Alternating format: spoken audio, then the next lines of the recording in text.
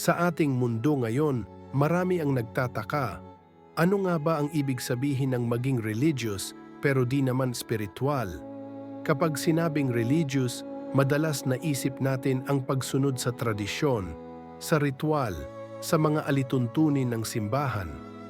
Pero ang tanong, sapat na ba yun para tawagin kang tunay na konektado sa iyong Diyos o sa iyong paniniwala? Sa totoo lang, maraming nagpapakilala bilang religious, laging nasa misa, laging nagdadasal ng rosaryo, hindi pumapalya sa pagdalo sa mga selebrasyon ng simbahan. Pero minsan, sa kabila ng lahat ng ito, parang may kulang. Kasi kung tutuusin, ang pagiging religious ay hindi lamang tungkol sa mga gawaing panlabas. Ito ay dapat nagmumula sa puso. Yan ang pagkakaiba ng religious sa spiritual. Ang pagiging spiritual ay hindi nasusukat sa dami ng dasal na naipanalangin o dami ng misa na dinaluhan. Ito ay ang pagkakaroon ng malalim na koneksyon sa sarili, sa kapwa at sa Diyos o sa iyong paniniwala. Ito yung klase ng pananampalataya na nararamdaman mo sa bawat tibok ng puso mo, sa bawat hinga mo. Parang ganito, ang religious ay parang pag-aaral ng teorya ng musika. Alam mo lahat ng nota, lahat ng konsepto.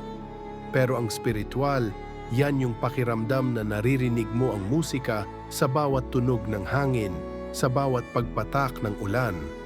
Ang religious ay nasa isip, ang spiritual ay nasa puso.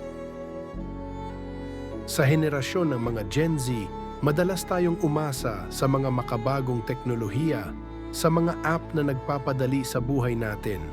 Pero minsan, sa dami ng distractions, nakakalimutan na natin ang tunay na koneksyon.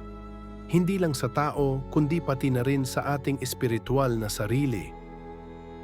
Kaya naman, hinahamon kita kapatid, na wag lang basta maging religious, maging spiritual ka rin. Damhin mo ang bawat salita ng dasal mo.